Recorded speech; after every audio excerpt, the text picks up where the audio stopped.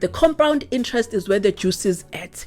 It's where the millions are made. It's where an average person becomes a millionaire or a multi-millionaire because of what? Compound interest.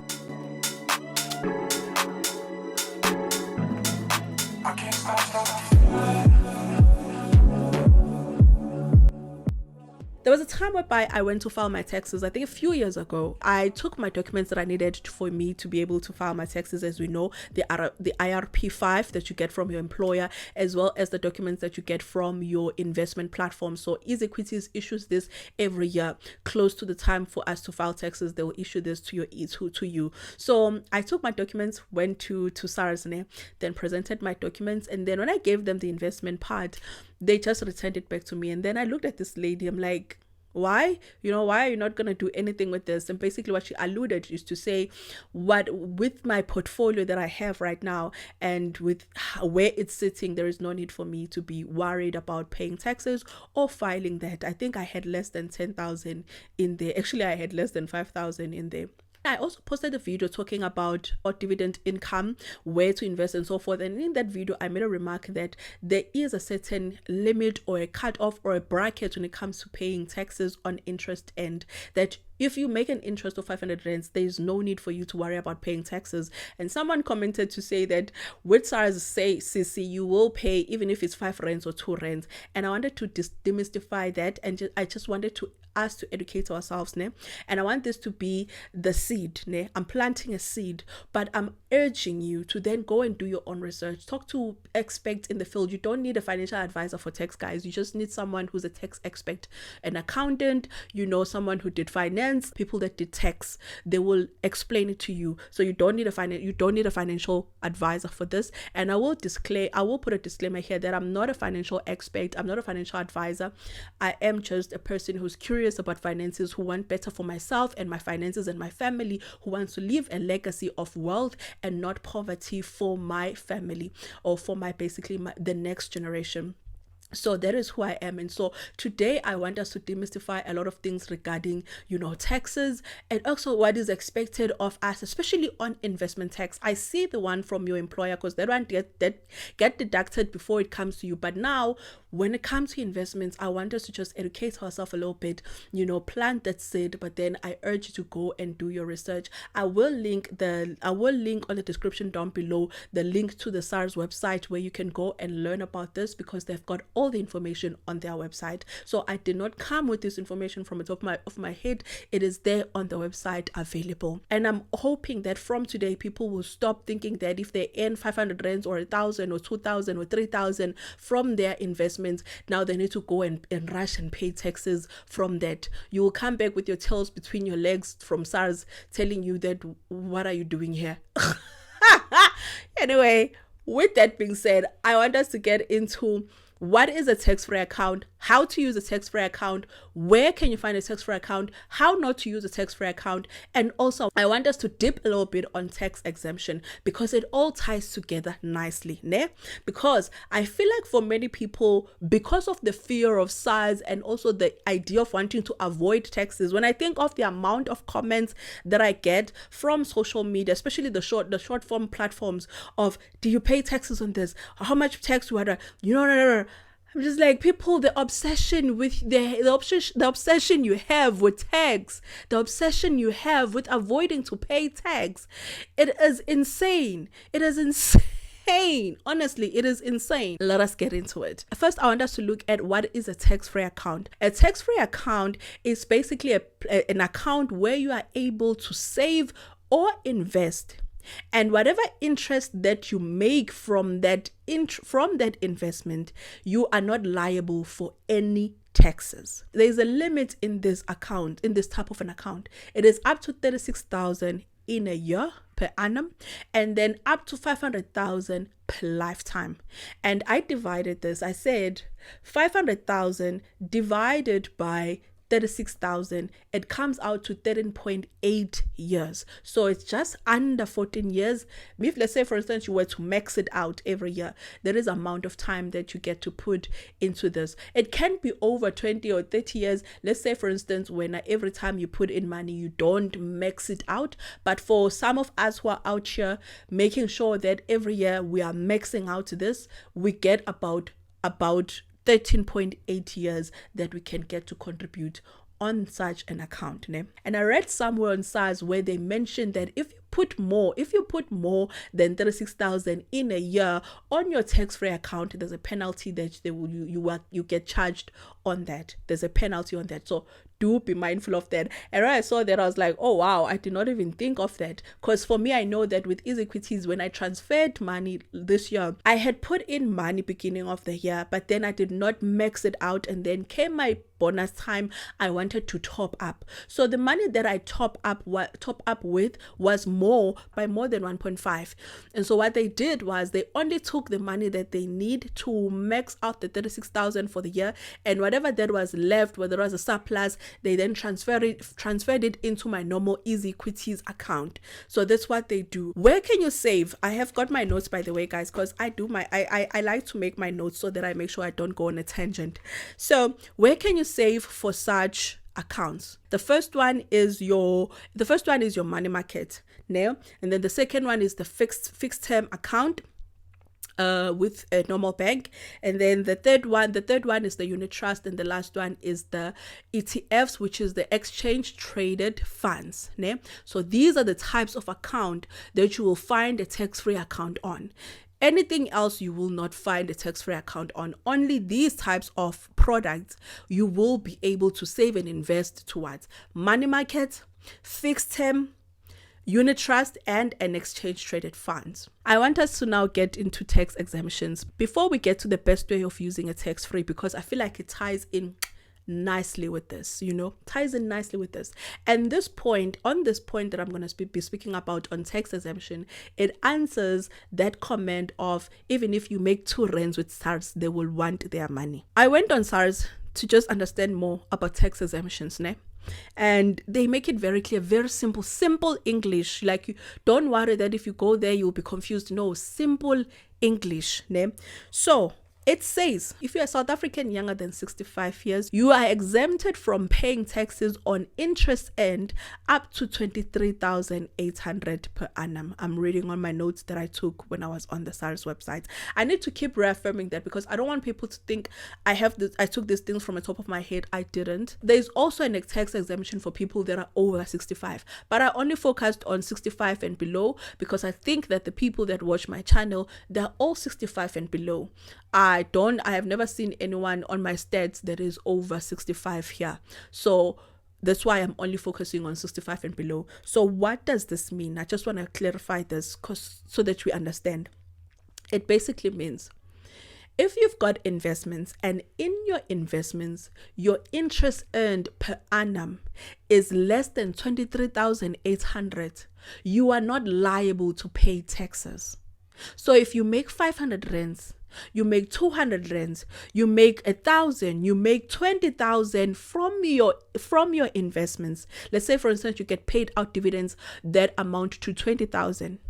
You are not liable to pay taxes on that. Let's say, for instance, you've got all your dividends per annum, maybe they amount to 50,000. What you will do, or what SARS will do, is you will say 50,000 minus 23,800. And then whatever money that is left there, that would be the money that will be taxable. The 23,000 will not be taxable. It's similar to, let's say, for instance, for me as a person who owns a business, in my business, I actually source my journals. And let's say, for instance, me sourcing my journals costed me about 80,000. I'm just making an example. Costed me about 80,000. And from that, I sold, my sales came up to 150,000. What I will have to do for me to know how much tax, the amount that is taxable, what I will have to do is to say 150,000, using my calculator, by the way, 150,000 minus 80,000. That will leave me with 70,000. That is the amount. 70,000 will be the amount that is taxable. So SARS will be working on that amount. So when I'm doing my taxes, I need to show the money, the cost of production, and then minus the total sales. It will give me the interest end. So it will be the same thing that you will do. Let's say, for instance, you've got dividends of 50,000. Ne? You've got your dividends of 50,000 in a year. You minus 23,800. That will leave you with 26,200 that is taxable. Now, it does not mean that SARS will want all of this 26,200, but only a certain percentage. Now that we understand the tax exemption on interest end, I want us to look at what is the right way of using a tax-free account. And then we're going to later look at what is the worst way that you can use your tax-free account. So the best way that you can use your tax-free account, and this is coming from a non-tax expert or a non-financial advisor, coming from just Jennifer, who is obsessed about bettering her finances. You know, the best way that you can use your tax-free account is for retirement. It's for retirement. And the reason why it is the best way to use your tax-free account for retirement is because when you invest or you save your money for long term, you get to benefit from a compound interest. The compound interest is where the juice is at. It's where the millions are made. It's where an average person becomes a millionaire or a multi-millionaire because of what? Compound interest. So the best way to use a tax-free account is for retirement purposes. If it's not for retirement purposes, it must be also for long-term investments. Here, we're looking at 15 years and above. 15 years and above is the best time to use your tax-free account. And when you're making sure that every year you are maxing it out, when you are making sure that every year you are putting 36,000 and nothing less, if you put it away for that many years, over 15 to 20 years, you will be a multimillionaire. The worst way now, let's get to the worst way. And there's only one way. The worst way you can use a tax-free account is for short-term savings or investments. I see people going and opening fixed-term savings for a period of 5 years and putting away 500 rands or 1,000 rands per month, and then they say that I'm trying to avoid paying tax. I'm not gonna pay tax. That is why I'm using this. Darling, whatever money that you are going to get paid, whatever money that you are going to make from you putting away 500 rands per month on a tax-free account, by the end of those 5 years, it will still be less than 23,800, which is exempted from tax. So what is the point? I'll give you an example. Let's make an example. Let's say, for instance, you go and open a fixed term savings account, which is tax-free, by the way, and let's say it's a rate of 10.5 interest, because that is the most that you will get from a fixed term. Ne? Let's say it's 10.5. Ne? You put away 1,000 every month for 12 months, and you put this away for a period of 5 years. Now it's going to be about 60,000. Now let's times this by 10.5. It's 6,300. Wenzani, what are you doing? What are you doing using a tax-free account and using it for a short period of time and still not even maxing it, putting away 500 rand or 1,000 on a tax-free account? What are you doing? Because the interest that I'm seeing here is 6,300. Now, I'll give you the same scenario where you best use your tax-free.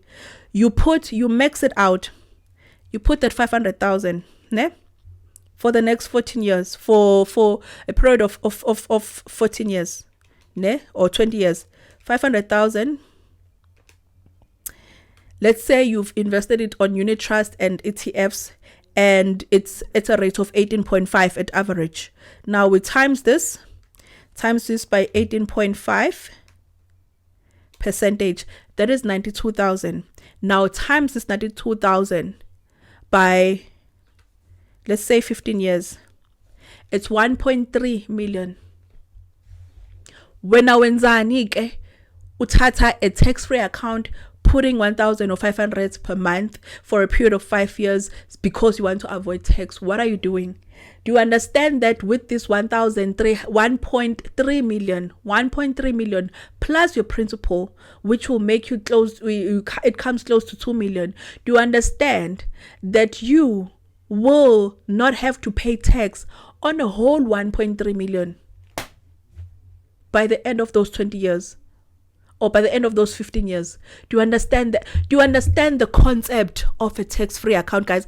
Or the magnitude or the benefit, or where you get to fully see the value of your money? Do you understand that? You don't see the value of a tax-free account when you are going to tap into it for a fixed term of 5 or even 10 years and still not even maxing it out per year. In terms of putting the 36,000, you will not see the full benefit of it. But if you want to see the full benefit of a tax-free account, the first thing that you need to prioritize is firstly maxing it out. If you are going to start with a tax-free account, max it out every year. At least come close. Even if, let's say, you are putting 20,000 in a year, but come close. And then invest it for long term.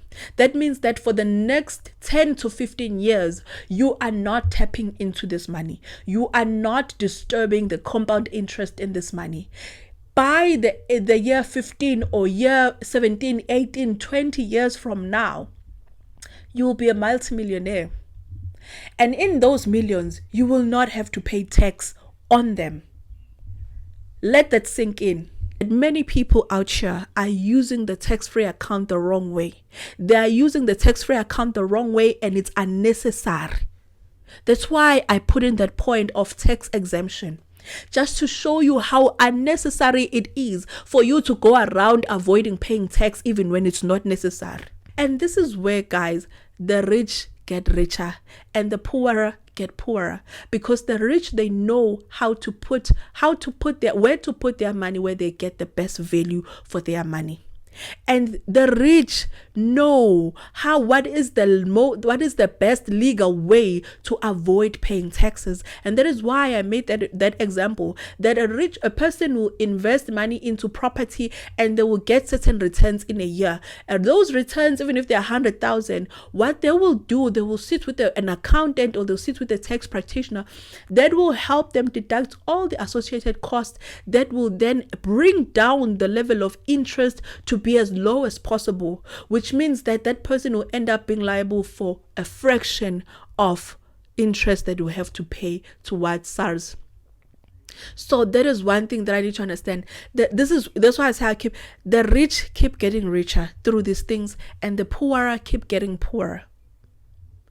They will keep getting poorer because the poorer people are busy worrying about how to avoid tax when they know very well that their income, after deductions of their living expenses and the debts that they have, they still don't have enough to be able to save and invest, and in those savings and investment to get interest that even gets to 23,800. I'm included in that because right now with my portfolio, take Frank portfolio, take Easy portfolio, Easy Equities portfolio, group them together with the interest that I have there, both of them, it does not even come close to 23,000. It does not. So even if I were to decide that I want to sell my stocks on both of these platforms, I still won't be liable for any tax because my assets are the interest that I've gained on my assets. It doesn't even come close to 23,000. And I'm talking about a portfolio that is close to 200,000, by the way. The interest, if I were to sell right now, the interest that I get there still does not come to the 23,800, which is exempted. So the point that I'm trying to make here is that stop trying to avoid paying tax for the wrong reason and thinking that tax is out here to get you for your 10 rands and your 5 rands and your 500 rands or your 2,000 or 3,000 that you get from the interest of your assets. They are not. So long as you file your taxes and you declare your income, you will be exempted so long as it is within 23,500. And if you do decide to tap into a tax-free account, please make sure that you max it out each and every year by putting 36,000. max it out. If you don't, come close to maxing it out, and then invest it for long term. Every year you are maxing it out, but then you are also looking at long term, not 5 years from now. We're looking at 15 years and 20 years from now. That's where you will get the most out of your money. So the last thing that I'm going to close off with here is, where can you access this tax-free account? The first one is equities. On equities, you can invest on ETFs and unit trust, or you can go the route of Ellen Gray for the money market.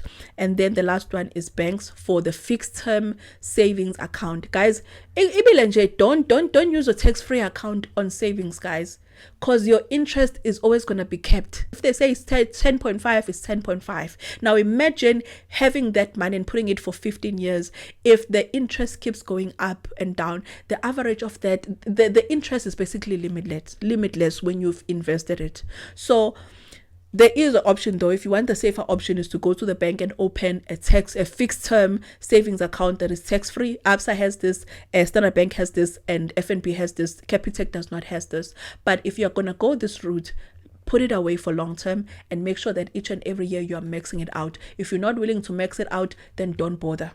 Don't bother opening a fixed term tax-free account if you know very well that you're going to need that money within 5 years. Don't waste your time. With that being said, I'll see you on the next one. I hope that this video was education enough. I hope that it was a seed that was planted that has intrigued you to want to go and do more research and learn more about this, and put yourself for success, man. Set yourself up for success. Now that you understand that the value of this, don't you think that you are going to be setting your kids up for success by doing this?